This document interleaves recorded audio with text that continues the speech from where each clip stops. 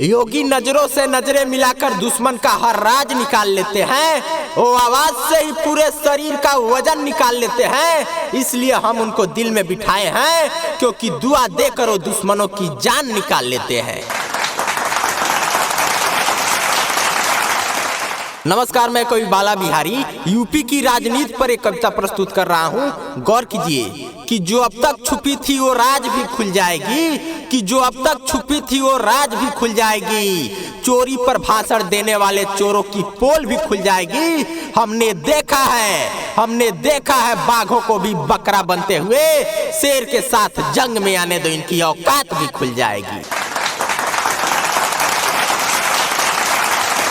कि अब शराफत दिखाने की जरूरत क्या है, अब शराफत दिखाने की जरूरत क्या है। अब समझ में आया कि ईमानदारी क्या है। अरे जो नेता कहलाने के लायक भी नहीं है, आज वो जनता से पूछ रहे हैं कि ये वफादारी क्या है।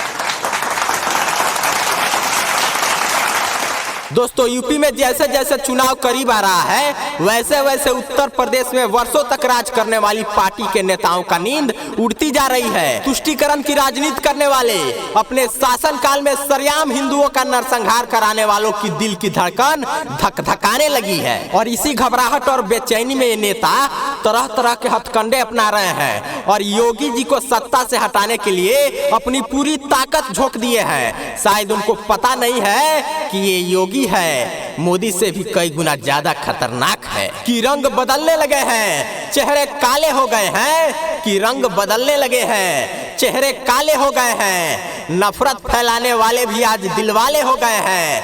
कल तक जिनको गुमान था समंदर होने का, कि कल तक जिनको गुमान था समंदर होने का, वो योगी के कारनामे से गली के नाले हो गए हैं।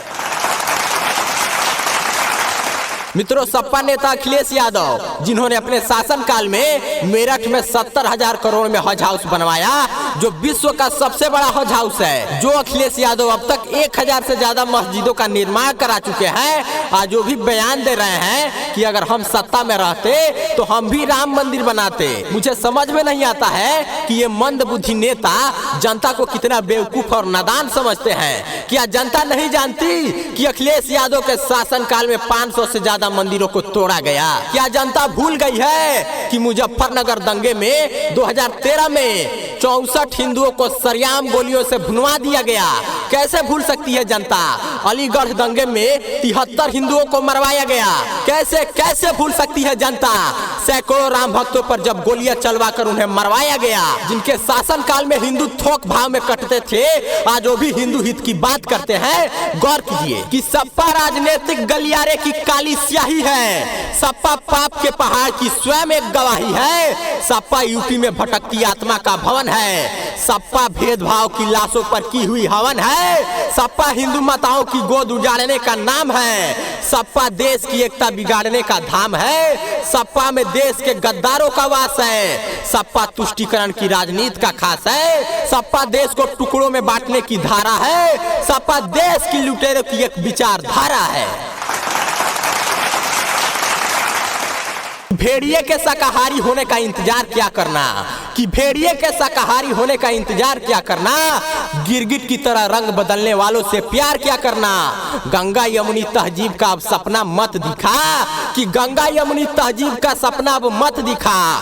हिंदुस्तान में पल रहे गद्दारों, अब तेरा एतबार क्या करना। कि योगी सच्चा सन्यासी है, अभी तुमने उसे पहचाना नहीं। कि योगी सच्चा सन्यासी है, अभी तुमने उसे पहचाना नहीं। एक ठोकर में मिटा देगा तेरी हस्ती को, अभी तुमने उसे जाना नहीं। मित्रों, अगर योगी चला गया तो समझो यूपी से हिंदुत्व का सूर्य अस्त हो जाएगा। फिर वैसे ही पछताना पड़ेगा जैसे सरदार पटेल, सुभाष चंद्र बोस, लाल बहादुर शास्त्री, श्यामा प्रसाद मुखर्जी को आज याद करके पछता रहे हैं। भाइयों बहनों, 5 साल तक लड़ो झगड़ो, लेकिन सिर्फ एक दिन 6 घंटा के लिए एक हो जाओ और एक बार फिर से योगी के पैरों में घुंघरू बंधा दो और चाल देखो 5 साल तक, कि हिंदुत्व की कभी शाम ना होने देंगे, कि हिंदुत्व की कभी शाम ना होने देंगे। भगवा को हम नीलाम ना होने देंगे। चाहे वो लाख पैतरे आजमा ले, चाहे वो लाख पैतरे आजमा ले, पर योगी को हम बदनाम ना होने देंगे।